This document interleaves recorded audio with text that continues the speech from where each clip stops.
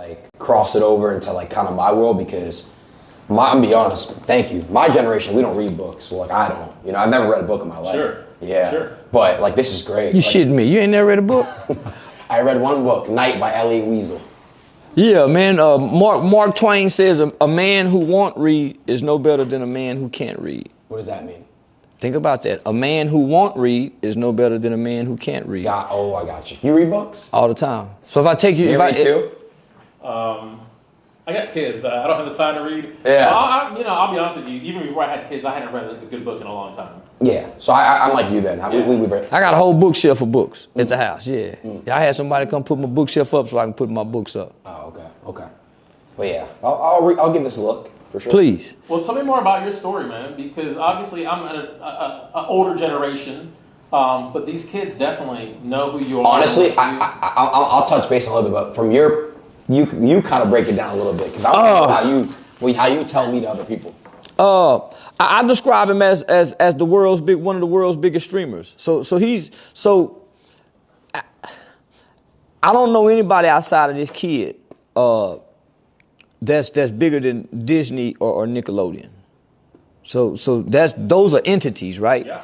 Nickelodeon, Disney are entities. Well, this kid by himself and a few other streamers are just as big as those entities, just their names alone. So there's probably not a kid on. You probably would have to go to North Korea to find a kid who don't know who he is, right? So the impact that I saw he had within our culture.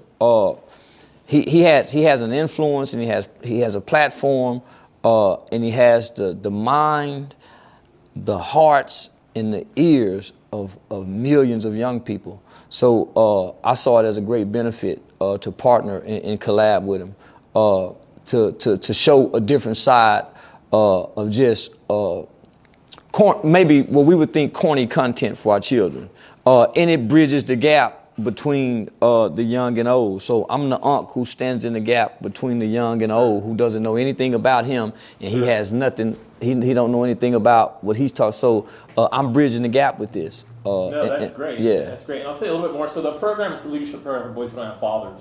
So these kids come here as young as 5 years old. Wow. All the way up through high school graduation. We try to hang on to them that long. We're an after-school program. Got it. So basically every day after school they come here. They come here. We pick them up. Because a lot of these kids, they don't have the means, or if they have a mom who has a job, she may not have a job that has the flexibility to bring their kid after school program. Yeah, it makes sense. And how long are they here every day? So we'll pick them up. The young kids start getting here probably right about now, 3:30, and they're here till around 7 o'clock when the mom picks them up. But when they get here, they get a snack. We have Bible study for the kids every day. I love that. That's great. We have a reading program. And if you look at statistics around here, we're in the 76104 zip code. Yeah. And this has the lowest life expectancy in the entire state. Yeah. Why is that? Question. Food desert, a lack of prenatal care, lack of resources and accesses to you talking about just no nutrition. There's not a grocery store around here, so there's no fresh produce. There's no whole food markets. And I'll tell you, the most ironic part about that statement, all the major hospitals are also in the same zip code. Yeah. Wow. So we could get in a car and we'd be at a hospital in 3 minutes. Damn. So you got a lot of conditions like diabetes, hypertension, but then violence is also a big issue. Well, that's why I brought the old man, right? So when we was talking about the old man club that he had, Texas nigga, that was right in this area. So mostly all of those old gangsters that was arrested in this arrest were the young guys that he would give jobs to. Gotcha. So Grandpa, your club was right here, basically. Off Evans and Rosedale, your club. Yeah. Okay, so your club was right here, and so this is where you grew up. I grew up all over Fort Worth, and I've opened up places of business all over Fort Worth. Now, at this particular time, this is in the 80s. This is in the 80s when I had the club down on the corner of Evans and Rosedale and called it Texas Nigga. And I had to go to the penitentiary and spend 30 years for that sign. When I come back from the penitentiary, the Fed wouldn't allow me on Evans and Rosedale. I couldn't open a place up on Evans and Rosedale because Evans and Rosedale was kind of like where I wrote my book at, my story. So the Fed wouldn't allow me to be on Evans and Rosedale when I come back. So when I got off for, I wasn't off for parole. When I got off for parole, no, I opened up a place in Stop 6 called Classy Lady. It was designed for one thing. It was designed to be a place where you can come and eat and enjoy yourself and gamble, because I'm a gambler. Yeah, I love to gamble too. Therefore, I wanted it to be a gambling spot. I didn't want no church. I didn't want no school. I didn't want none of that, because I didn't want to ride all the way to Oklahoma to gamble, because I done got a little old. So I opened up me a place at Classy Lady, and then that's why I met him at Classy Lady. But the place that I had on the corner of Evans and Rosedale, Texas nigga, straight gangster. And so these were mostly all these kids on this side of town. All of these kids, we didn't teach kids how to sell drugs. We gave kids money and sent kids to school, and we wouldn't allow the kids to sell no drugs. In '83, when a lot of us went to the penitentiary, then the older guys gave the drugs to the kids. And the kids didn't have nobody at home to take care of them and feed them, so therefore they're going to try to make them some money. This is when Fort Worth was a drug city in a drug state. So when I come back in '91, I open up on the corner of Evans and Rosedale, Weasel's International Sandwich Shop. So then I had to go back to the penitentiary again for aggravated assault on a police officer, and I lost everything. Damn. So when I went to Oklahoma, down there gambling in Oklahoma, because I didn't have anything to do, so I opened up me a spot in Stop 6. Well, when I opened up a spot in Stop 6, that was Classy Lady. And we gambled there. That's all we did there was gamble. What they did outdoors was their business. It wasn't none of my business.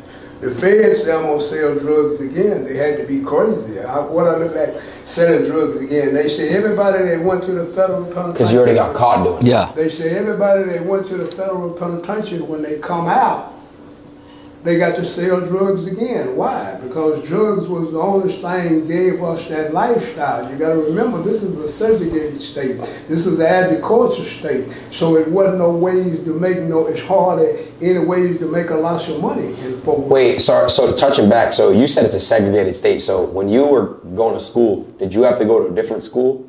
When I was going to school, I went to school in Stop 6. I kept and when I moved to the south side, when you move to the south side, then you got to change schools because you're in that district. Yeah. Well, when I was in the Iron Turtle district, I didn't use my mother's name address. I used my granny's address so I could stay at the school that I was at and stop. You got to think the Jim Crow signs didn't come down to 64. So you got to think about Dr. King and them. So he was born long before Dr. King started marching. So he's born in 45. Wow. Wait, when was Dr. King born? Probably a little bit before, but they didn't start marching to the 60s. So you got to think this. The 1964 civil rights legislation was 64. You knew you knew Dr. King? Huh? You knew Dr. King? I heard Dr. King in my grandma's house because every Sunday you hear that.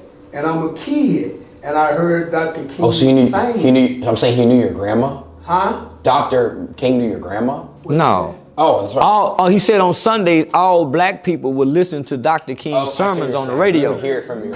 Okay. And things like that, and I heard him preaching on the radio, and things like that. But when I was in Vietnam, it was different. Dr. King and they movement and things like that. Well, I'm too young to know anything about that. I'm just out in the streets just doing things that little boys ain't supposed to do. A wild little boy, just doing stealing, robbing, selling dope, everything, burglarizing and everything. And I'm just doing these things, and I had to go to jail for doing those things because I didn't want to be like mom and daddy. I didn't want to go to work. And then plus I wasn't educated to make no money being educated, so I just kind of like took I had a mentor in this city. My mentor in this city was named Mr. John Lilly. Mr. John Lilly had places of business. So I kind of like took after him when I come back from the penitentiary and started trying to open up me places of business and give young people's jobs. Gambling creates a lot of jobs for people. So I had a lot of people working, you know, and things like that. And so at the Classy Lady, when he offered his building for me to work with children over in the Stop 6 area, I didn't have what the Hope Forum had. So the Hope Forum had a structured program. So I was a dude with just passion and commitment, want to work with kids, right? So I went from the juvenile system to the community. So I was all in the juvenile system. So I wanted to create programs to prevent. So you got intervention, right? So you got intervention programs. I wanted to create preventative programs to prevent kids from going into, so that's what the Hope Forum is. So the Hope Forum is not just intervention, it's prevention, right? So it prevent kids from going down this path. Gotcha. So I was trying to do preventative, but I didn't have a building. So the old man gave me a building. So while working at this building, it's a gambling shack and an after hour club, but it's crime around it. So in the process of me working there, I meet some of these parents, kids. So I meet some of these people in this book, some of the mothers who boyfriends and baby fathers was arrested. And that's how I found out about this Officer Teagan in the Hope program. Gotcha. So he mentioned Stop 6. If you drive probably 5 miles, you're in Stop 6. So yeah. It's a neighboring community. But you mentioned this whole prevention. So there were 2 law enforcement officers that started Hope Farm back in the late 80s. One of them was a Fort Worth police officer. His name is Gary Randall. And Gary said he went to visit a prison, saw a lot of African-American youth incarcerated. And when he asked questions, one of the things they had in common was they didn't have fathers in the home. So he thought, well, I can't get these guys out of jail. How can I stop them from going to jail? And that's, like you said, that was the genesis for starting Hope Farm. And you talk about neighborhood violence. So CUNY Luke is a friend of mine, but also a big Hope Farm supporter. He used to do gang stuff. And what you tell me earlier is just... I don't know what I told you. Probably the murder capital of... Oh, yeah. It was for one time. Yeah, so I actually ran the gang intervention program in the early 90s. And Fort Worth was the deadliest city in the nation at that time. Which is crazy, because like you said, most people aren't even familiar with Fort Worth. Yeah, I'm gonna be honest, I don't know. So this is why I'm bringing you this. This is why I brought you here, because a lot of when I came to the internet, right? So one of your questions when we first met was, well, why is your beef with King Von? Why is your beef with this rapper? That's how I found out about rappers, right? So I didn't know about drill rappers. I didn't know anything about drill rap music until I started working with children in the community and at the schools. So one of my biggest viral moments is when I opposed the rapper Go Yayo for going through the school district. So I got a lot of pushback. So that's what made me start paying attention to young people lyrics, is from doing what the Hope Forum is doing. So you imagine kids coming after school and you hearing what they saying, man, who rapping that shit? And it's all this rapper. So I would go research and look up these rappers. So that's how I found out about drill music and really started opposing rappers based off the kids I was working with in the after school program. Gotcha. So yeah, so this is the origins of who and what I came from before I came to the internet. Me and Pops just didn't have the structure that the Hope Forum had. And so since I became in this position, one of my biggest supports that I wanted to do was support Teagan in the Hope Forum over here. So that's why I brought you here, because I want to shine a light on what they do. So that's a big light right there. Gotcha. Yeah, the Hope Farm's been around, incorporated in 1990. Yeah. So we've been around for a while and been through some things. And like he said, Noble and Gary, our 2 founders, really did a great job of spreading the word about this program. The 2 buildings y'all drove down between used to be crack houses. Wow. And there's some pictures of them right here. They were overgrown. They took them over. Those were the houses? Those were the houses that you guys drove down between. Damn. So what do they do out of these houses? So now we purchased them, and those are... So you bought the houses to make them not crack houses? Yeah, and that's where Hope Farm started. Got it. And then slowly we've taken over this whole city block, including the gym, which we're going to head to in a second, probably about 12 years ago. Gotcha. About 12 years ago. Damn. So how did you guys come up with the funding to get all the houses and...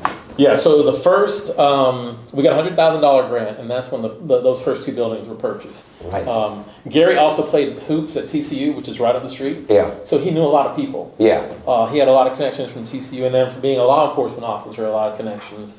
And to this day, if I go anywhere in this town with the Hope Farm shirt, people recognize it. I went That's to great. school this morning. I went on a school visit, and the lady that was the receptionist used to be a principal at a middle school here. And she's like, hey, I know Hope Farm. Yeah, that's great. And she's done it for years. That's great. It's awesome. It's awesome. But I want to know how do y'all get connected? It's actually kind of weird. Oh man, how did we meet? Man, I love. Oh man, he had been sending me messages in my inbox. And so when I looked at him, he looked like a weird white kid. So I'm saying, man, what this white dude want with me? So I don't know who he is. I don't have a clue who this kid is. I don't know how big he is. So kind of like how you guys don't. Y'all don't know. Y'all don't have a clue the magnitude of who he was. So when I met him, I had no idea who he was. A situation happened. You said you knew me though. Well, I knew of you, but the magnitude of who Adin Ross was, right? Yeah, I didn't have a clue, man, until afterward because I didn't know about streaming. So when I met him, he introduced me. As we was walking through the mall, I saw how many children gravitated to him.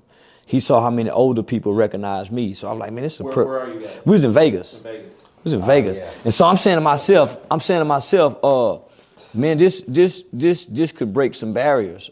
This could break a lot of racial barriers. This could bridge gaps. This could change the narrative. This radical 40-something-year-old black dude with this young white Jewish kid, and we seem opposites, and we have a great chemistry, and we connected instantly. So we had a situation to come up, and I'm thinking, man, they playing on me, but it was just a misunderstanding, and we was able to work past it and overcome it. But while we had fallen out, I swore that I would never do nothing else with this little white dude. But as I'm traveling throughout the country, I'm going through the chitlin circuit doing comedy shows. And I got kids in the high school saying, oh, what's up with you and Adin, man? Oh, man, y'all need to. So I'm saying, man, the hood black kids know about this dude? Yeah, so a light came on. And I figured we benefit way more working together than working against each other. See, that's what people need to do sometimes, though. Put pride and ego aside, come together and figure out what went wrong. Yeah. A lot of people can't do that. They can't do it. Yeah. But if everyone did that. A lot of people are too proud and won't do it, but you're right, because it's for the greater good. Yeah, and I made some public statements that I vowed and swore to the public, but that's lack of understanding, and that's pride in a way too, though. You know what I'm saying? But to see our youth, the attention that he have, the hearts, the minds, and the ears of our youth. How can you deny that? And you work with youth, right? He does a lot for me just like I do for him. So. Yeah, we do a lot for each other. No, that's awesome. And that's what I tell people about dealing with the kids here that we're about to meet. You know, I go out, I do a lot of visits, I talk to a lot of people, a lot of businesses in town, but it's really about getting out here and meeting these kids. It's not about me. Yeah. You know, I grew up a military brat. Oh, yeah. I was on base. Life wasn't hard.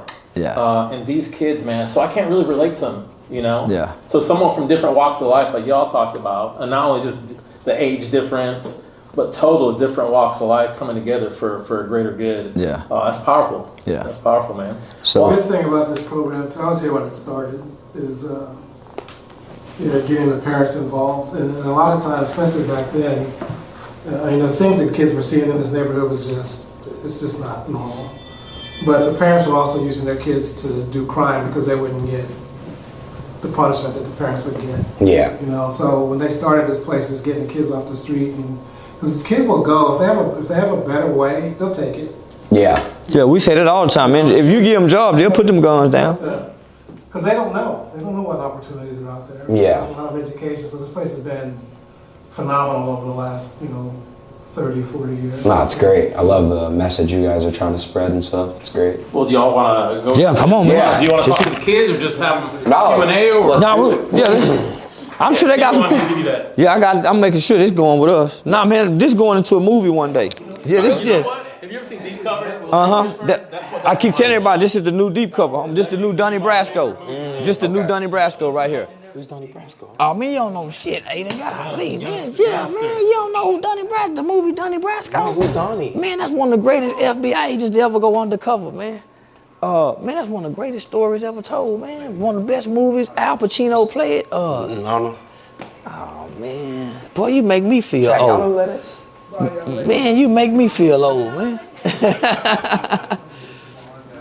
So that wall over there, that's a lot of our kids that graduated recently. Okay. 100% of kids who are at Hope Farm when they graduate in high school will graduate.